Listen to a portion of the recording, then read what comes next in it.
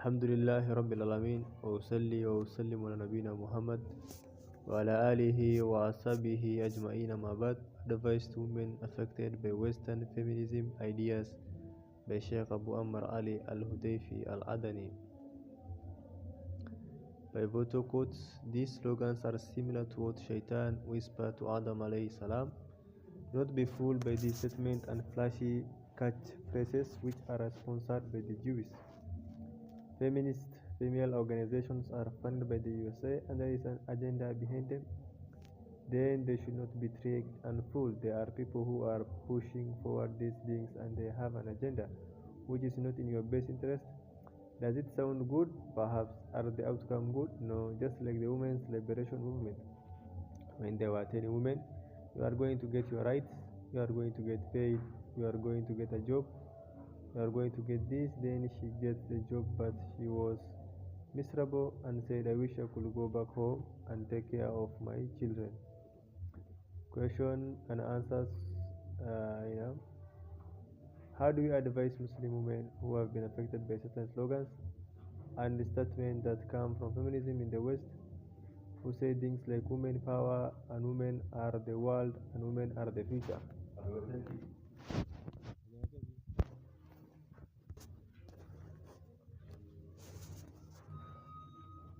Answer. These slogans sound good on paper and they are really flashy. However, the reality is that the true happiness and tranquility that a woman feels is when she adheres to her deen, not when she is running in the street trying to rule the world. The happiness that a woman truly feels is in worshipping her Lord. Statements like these, which sound good on paper, have pulled the wool over the eyes of many. They have tricked women by telling them that their happiness lies in taking to the street and competing with men in the workplace. They say to her, are you going to let the men have all the goods and you are not going to get any for yourself? They tricked her and she went out to the workplace, but did she find that happiness she was looking for? She found nothing but misery. And what do? They sit back and laugh. These slogans are similar to what Shaitan whispered to Adam alayhi salam.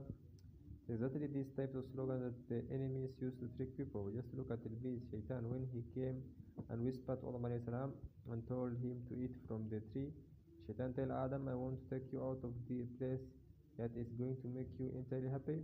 No, he tricked him. He used this nice catchphrase and said, هل أدلك على شجرة الخلد وملك ولا يبلى لا يبلى. Shall I lead you to the tree of the eternity and to a kingdom that will never waste away? Surah Taha, Surah 20, verse 120. That is how he tricked him. He used this flashy catchphrase to pull him in. The feminists also have flashy catchphrases just like Iblis. When they say the women are the future, ask yourself what is going to happen to the men in the future. Do you want women to run the society and for the men to stay at home in the kitchen? How do you want this? Yes, it sounds good, but how do you want it to happen? You want them to change places or what? They say this in spite of the fact that they know deep down inside that this is foolishness. Just look in recent history how they opened the doors for women to run presidency like Hillary Clinton. Although they themselves know that women are not made for positions of leadership like this, yet they have all of these calls to equality and have all these flashy catchphrases. When they told women that she would find happiness if she left her home and entered the workplace, what was her response after that? She went out of the workplace and wished that she could go back home. Don't be fooled by these statements and flashy catchphrases which are sponsored by the Jewish. The two biggest, richest, and influential Jewish families, the Rockefellers and Rothschild, are behind catchphrases like this. During an interview with a member of the Rockefeller family, he said to a journalist, we need to get women out of home. Do you know why? The journalist said in reply, in order to give her full rights. The member of the Rockefeller family replied, you must be an idiot. You must have had your eyes closed. What we want by getting the women outside with their home is to busy them, but they will have no time to look after their children. Then they will give us the children so that we can look after them. This is where forced public schooling came from the Rockefeller's family. And then he said, once we get them into our schools, we can plant anything we want in their brains, brainwash them, and teach them whatever we want. Feminist female organizations are funded by the USA, and there is an agenda behind them. For example, here in Yemen, it is a normal cultural practice for people to get married early. In Adanī, 15 is an average age people get married. Why international organizations all up in arms about this? Why are they making such a big deal about a cultural protest that's worked for generations and many people have grown up and started families at a young age? Same data has been tried and tested and has been going on for longer than these organizations have existed. Why are they upset about this? Why are they taking it to the governments and saying that you have to make a law that says that minimum age for marriage is 18 years old? What is behind this? Why do the feminist organizations wish to get rid of early marriage? They themselves know that people reach the age of puberty sometimes at 10 years old, sometimes a little bit more and sometimes a little bit less. But if we took the age of 10 as it is the average age when people reach puberty and start developing sexual desires, it means they want people to sit for 8 long years with that temptation of the opposite sex. They want to prolong the age of temptation and increase the risk of falling into fornication because they want to turn that inside out. And when they find a case of a girl getting married at a young age and things do not work out and a divorce happens, although this also happens with people that get married well into their 30s, grown, mature professional people get married and then divorce. What do they do when they see a young girl that gets married and then divorced? They blow everything out in the media. There was a case like this in Yemen. A young girl got married and things did not work out and she got divorced. What did they do? They went and did several interviews with her and put it on TV and made a movie about it, telling the world that early marriage does not work and it is a fair tale. Do they want people to delay marriage until the age of 60? Look at all the people that get married in their 30s and 40s and then get a divorce. What are you going to tell the people? That you need to make the age of marriage 60 years old? They have another agenda. These people are putting pressure on the governments and parliamentary people. They have to wait till the age of 18 and that you cannot get married before the age of 18. Where they get that number from? Some marriages do not work at the age of 30. What do you want to do? How long do you want the people to wait before they can get married? If a marriage does not work out, then a divorce happens. For example, if a father chooses an unsuitable candidate for his daughter, then that is his fault. It is not his daughter's fault. It does not mean that marriages will not work out if people get married. Sometimes there are situations where families have limited resources and they have to share their accommodation. Sometimes there are two brothers who are both married and have children.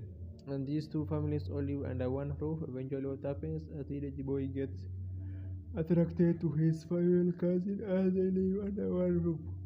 They are attracted to each other and they are right there living next to each other and sleeping next to each other. It's a problem. Sometimes the solution is to pair them up and get them married. Well, that's another thing tomorrow happens. So from a young age to say to them you are both are getting married. That is the solution to the problem. No one criticizes the Prophet ﷺ marriage to Aisha radiallahu anha during that time. The Prophet ﷺ married Aisha radiallahu anha at the age of 6 and consumed the marriage at the age of 9. No one from the enemies of Islam or from the Munafiqun that were looking for every opportunity to speak up and find any fault that they could with Islam, the Quran or the Prophet ﷺ. Nobody said anything about this. Why? Because it was normal. Plenty of people got married at that age. Had there been anything out of the ordinary about it, then they would have blew it. Why didn't they? Because it was normal. The hadith is in Sahih Bukhari that says the Prophet ﷺ married Aisha radiallahu anha at the age of 6 and consummated the marriage at the age of 9. Why the millennium go by and nobody said anything and nobody ever denied this hadith which is Sahih in Sahih Bukhari? Because everyone knew it was normal and practice and that people got married.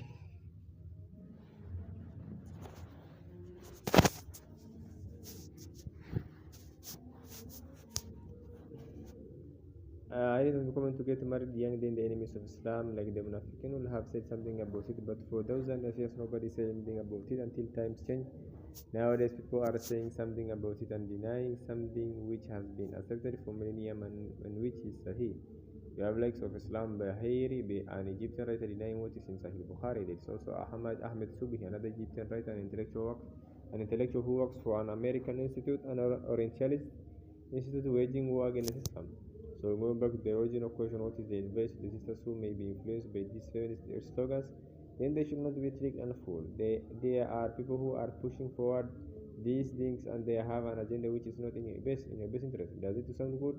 Perhaps are the outcomes good? No, just like the women's liberation movement, when they were telling women you are going to get your right, you are going to get paid, you are going to get a job, you are going to get this. Then she gets the job, but she was miserable and said, I wish I could go back home and take care of my children. Western charity and relief organizations in the Muslim lands have their own agenda. There are also these relief and charity organizations which take advantage of the political instability in the Muslim world and advantage of civil wars and the poverty which is present in some Muslim countries. I personally traveled out to the countryside here in Yemen and spoke to the people there and found out that there are these Western relief organizations that come to those areas. And what do they come in with? They come with charity. They come and offer help as they know people are going through tough times as there is political instability in Yemen. So what are these Western relief organizations doing? They come and offer much resources, but what they have some rules. The man of the house cannot be the one that comes and receives the aid, and the woman has to be the one who comes and receives the relief aid. Not only does she have to be the one that comes out alone by herself to receive whatever help is being offered, but she has to pose for the camera so they can take some snaps of her receiving this help. What do you think they are going to do with these pictures? Why do they want? Why do they not want the men? Why do they need the pictures? Ask yourself the question. On top of that, they hire locals to help with these efforts, and who do they hire to distribute the charity?